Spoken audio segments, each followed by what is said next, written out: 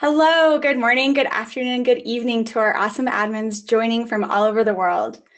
Over the next 30 minutes, we're going to learn more about how all of us admins can clean up our orgs, reduce clutter, and why you should take steps to improve productivity for your Salesforce implementation today.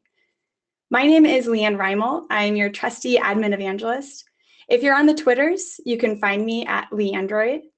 And I'm joined by our rockstar MVP in security and Salesforce expert, Kelly Bentubo. We are so excited to have Kelly join us today and share her best practices and advice for getting started. Hi, Kelly. Hi, Leanne. Thank you so much for the warm welcome. My name is Kelly Bentubo. I'm the Salesforce architect at Duo Security. I started in the Salesforce ecosystem in 2006, where I ran the Charlotte user group through the end of 2016. And in 2015, I was fortunate enough to become a part of the Salesforce MVP community. And throughout all that time, I've had a lot of experience cleaning up Salesforce orgs. So I'm really excited today to share some tips and tricks on improving productivity through cleanup. Awesome. Thank you again so much for joining us today. Really excited for the content. So during our webinars, we often mention upcoming features and functionality that are not yet released. So as always, please make all of your purchasing decisions regarding Salesforce based on our currently available technologies and not any forward-looking statements that we may make during this webinar or during any of our other webinars. Salesforce admins is a really social team. We love connecting with you, our awesome admin community. So you can find us on Twitter at Salesforce admins. There is no I in admins. And you can also find us with the hashtag awesomeadmin. If Twitter isn't your thing, we also share updates, webinars, and news on Facebook and LinkedIn. And all of our webinars can be found at our Salesforce admins YouTube channel, and including this one. So this webinar will be recorded. So if you'd like to share it, or if you want to go back and rewatch certain parts of the webinar, you'll be able to find the webinar recording at the page where you registered. That's bit.ly/cleanorg4the-win. It will also be posted to our YouTube channel as well. So throughout the course of today's webinar, we will be drilling into a lot of different topics around how you admins can manage clutter in your org, security settings, some steps to take to increase productivity. And that means that you may have some questions about features or information that Kelly's covering. So our awesome team of experts will be answering questions on the Trailblazer community group called Admin Webinar Group. And that can be found at the bit.ly provided on this slide here, or just by searching Admin Webinar Group in the Trailblazer community. So time provided, we will be getting to Q&A at the end. So if you have questions for myself or Kelly, we will be tackling some of those questions at the end. If we don't get to your question throughout the course of the webinar, if we don't have time to get to all of the questions, don't worry, we will be going through the questions posted on the webinar group and answering those and helping connect you with the right resources. So don't wait till the end to ask your question. Please ask those throughout the course of the webinar. So what can we expect over the next 25 or so minutes? We'll be covering some information around how you can address security, and Kelly's got a lot of great content to dive into. And actually, Kelly, I'd love to have you kind of share what you plan to talk about today. Sure. So org cleanup can be a very daunting task. You may be asking yourself, where do I start? How do I even begin this process? And in order to make it more manageable, we're going to tackle it in 3 key pillars: security, structure, and strategy. And then after we dive into these pillars, we'll follow that up by identifying some additional resources for learning, and then we'll finish off with the Q&A. So our cleanup game plan. We all know when a process is broken or a cleanup effort is long overdue, but it's really tough to get started. You may feel overwhelmed and just really unsure of how to begin. So by breaking our process into 3 manageable pillars, we're taking the guesswork out for you and coming up with a game plan that ensures we tackle the cleanup in a way that's methodical and efficient for you and your end users. So we're going to start with security. We're going to ensure that you know who has access to what in your org, from system settings to profiles. Structure means evaluating everything from field level security to validation rules and workflows.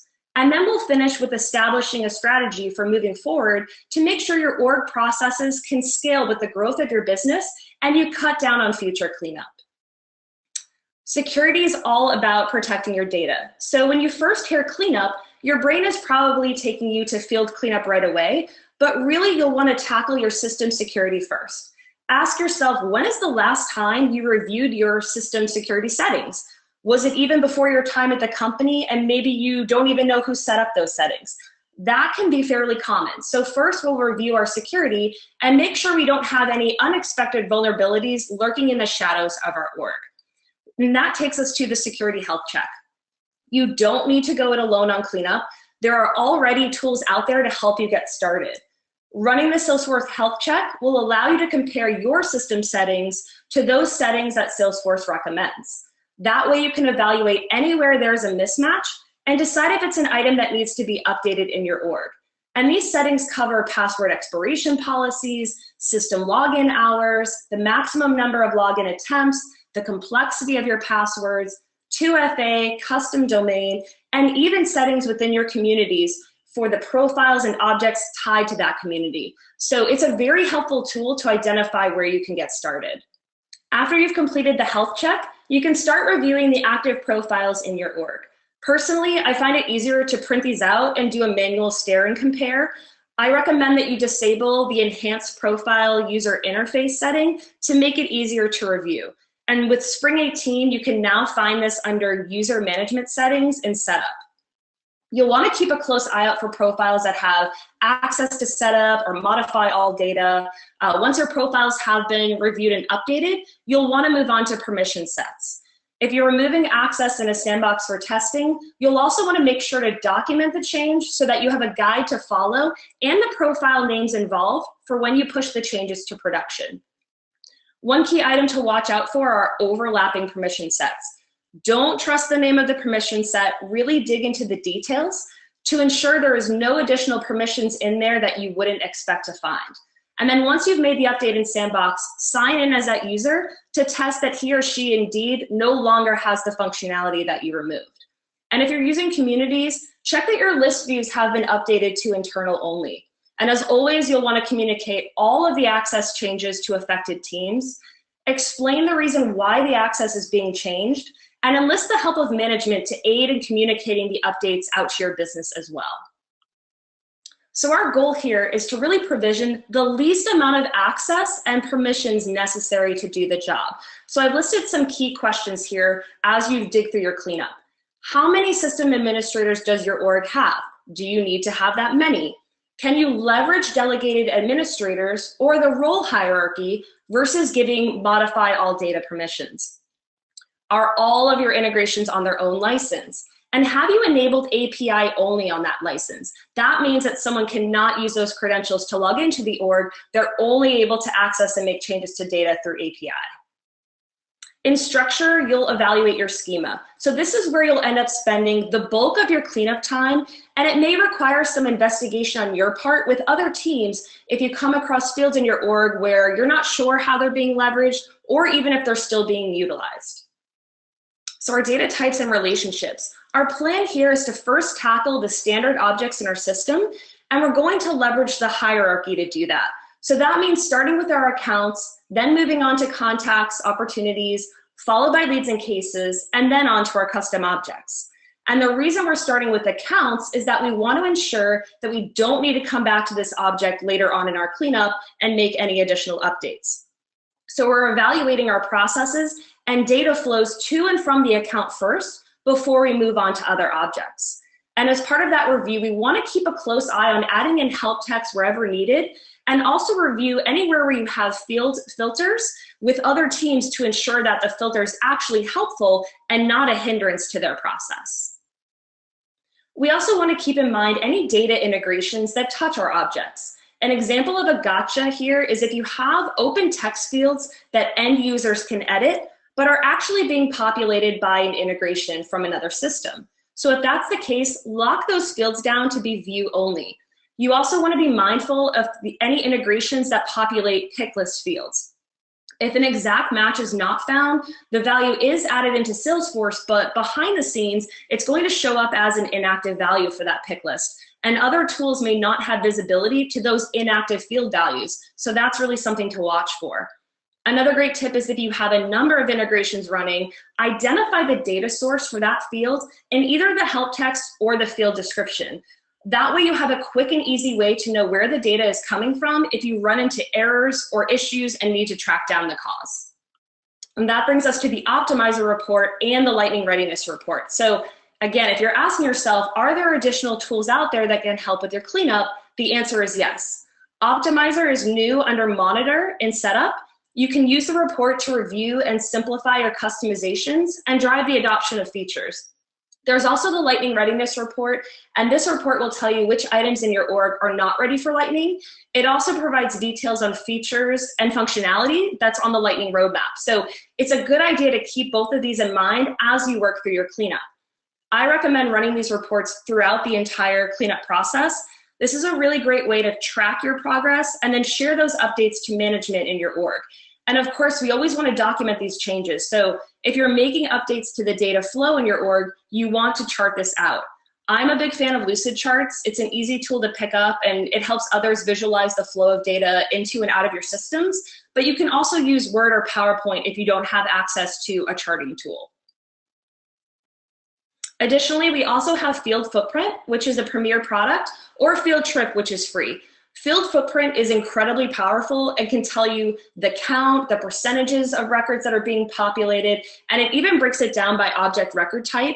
It flags fields that are required, and it will even tag fields that are tied to workflow rules and validation rules. So this report really makes evaluating your fields on objects so much easier for cleanup.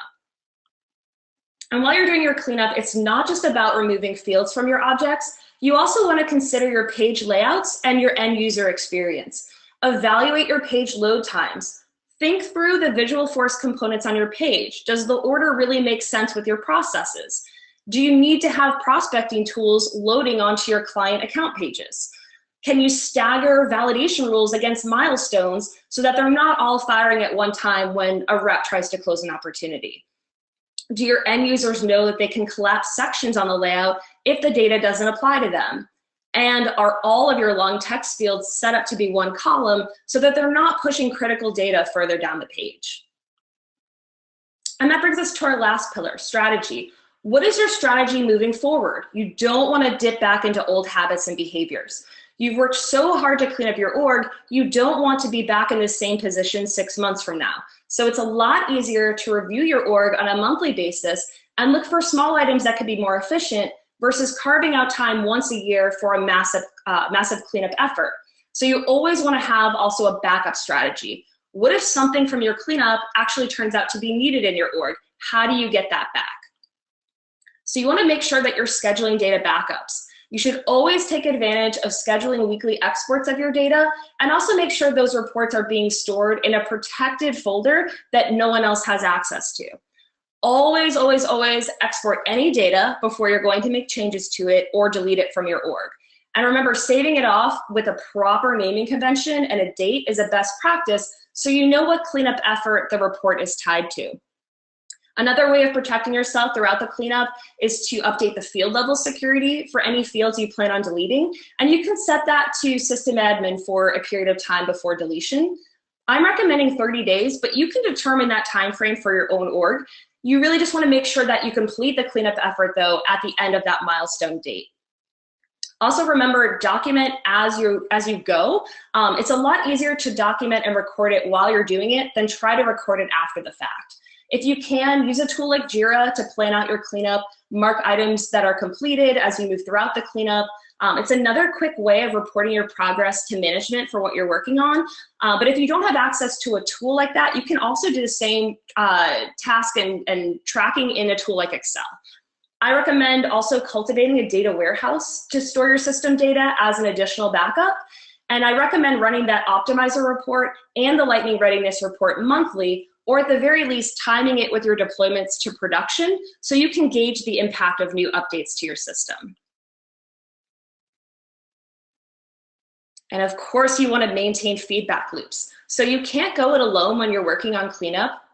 You really need insight from other teams on not only the current state of your org, but also feedback once you've deployed the changes based on those cleanup efforts. So you want to make sure you're acknowledging and tracking that feedback. You want to plan for enhancement requests to come out of the feedback and track those items. So again, I mentioned Jira, you can also use Excel. Basically, you just don't want to lose sight of those updates. And make sure you're checking in with teams throughout the process. You want to make sure that any changes you've made to the new processes are really running as intended. So you can use team meetings, you can use Chatter inside of Salesforce for quick spot checks to check in. And of course, surprise and delight are great. Gift cards, recognition for those that have helped provide insight and feedback during your cleanup is always appreciated, and it really just helps to keep those conversations going long term. Awesome. So Kelly, this is a great set of content. This is great advice, and I'm sure our admins are excited to get started with cleaning up their orgs and increasing productivity. I especially love your advice around the principles of least access and creating a feedback loop with your users as you are making these productivity changes in your orgs. These are great tips for all of our admins, regardless of how long they've been an admin. It's a great reminder and great advice. And I know our admins on the phone are excited to get started with these tips and to continue learning. And Kelly, you've made a trail mix covering this content and concepts, which is a great place for everyone on the line to get started building their expertise on Trailhead, going through a lot of these functional areas, security basics, a lot of the different product areas and tools that you mentioned. Also, of course, the Trailblazer community is a great place for all of our admins out there that are taking steps in these various areas, whether it's security or figuring out your export strategy. This is a great place to go, is the Trailblazer community. Complete Kelly's Trail Mix and let Kelly know how your progress is going. Let her know some of the projects that you're doing. Let her know how much she loved this content and how helpful it was for you. And she can be reached on Twitter at Kelly Bentubo. So I'm sure we have some great questions that are coming up, and we'll get to those in just a minute. We do want to hear from you around this webinar, and we'd like to hear the feedback from you. We do these webinars for you, our awesome admin community, so please let us know how you liked the webinar, what you felt was really impactful. Give us the feedback. We love reading those survey results. It's really important to us. The slides will also be found at that registration page. So if you had great slides from Kelly and you're frantically writing things down, don't worry, you'll be able to go and actually view all of those slides at the page where you registered. And again, ask us those questions. So I'm going to go and flip over to our questions right now on our webinar group. So Kelly, we have a great question. You mentioned the important strategies to develop around your data export strategy and having a plan there. One of our admins asked, to stay within organizational limits, can you share any best practices around periodic data and file purges for your org? Yes, so I'm fortunate enough that we have a data warehouse where we have ultimate backups.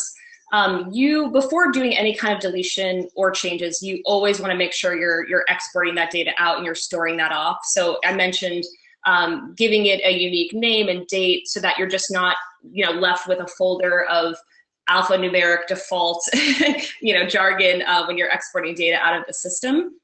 I would say you need to discuss with your org if there's any compliance issues with data that you're removing. So you do want to be cognizant of that. Barring that issue though, you really just want your org to be a lean, mean machine, right? So if you have a number of workflows that you're disabling, a lot of times we just over the years have a number just inactive in our system, and why are they there, right? Get rid of that clutter so that if there is a problem or an issue that you're trying to resolve, you're just seeing active items in the system. You're not having a bunch of clutter junking up your view and then also taking up data within your org. Awesome. So there was also a question around one of your previous slides. What did you mean by Premier for Field Footprint? Does that mean it's available for free with Premier support, or is that something that they can find on the App Exchange? So can you delve in a little bit to the Premier for Field footprint that you mentioned? Sure. So I'm fortunate enough that our company is a Premier customer, so it is a paid service. What I try to demonstrate there is what you get beyond Field Trip, but Field Trip is a free item that you can download from App Exchange. So Field Trip will give you the count that it's being used on your objects for a particular field.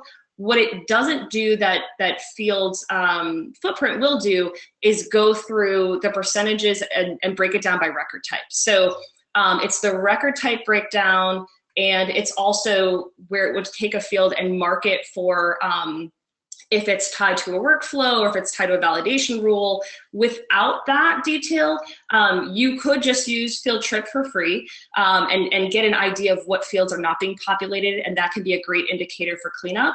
But then you're going to need to remember to also target your validation rules specifically, and then your workflow rules after that. So all of it can be done without those tools. It just speeds up the process.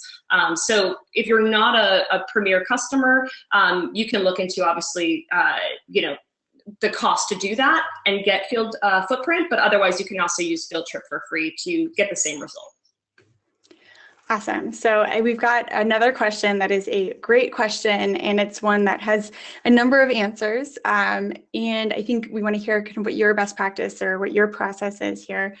What is your way, Kelly, to do an analysis on permission sets? So there aren't, our question asker or admin is saying that there's no reports as far as they know that we can run on permission sets or contained, and that they find going through sets manually can be a little bit tedious. Do you have any best practices to share there around how you analyze permission set, the permissions contained within permission sets? Sure. So, and I think that there's definitely a divide on that, right? So some people will say, put the bulk in your profiles and use permission sets for the other. And that's how I've done it. With a lot of App Exchange packages and new functionality, there's a lot being provisioned just directly through permission sets, and many others go straight to permission sets first and kind of have their profiles be much more lightweight. So it really depends on preference. I personally find the permission sets you've got to do a little bit of digging. So when I talked about profiles, that's why I mentioned turning off the enhanced profile user interface. So you can just get that long page printed out, start there, and make sure your profiles are cleaned up first. Because you're only going to have one profile named, say, like ABC, right?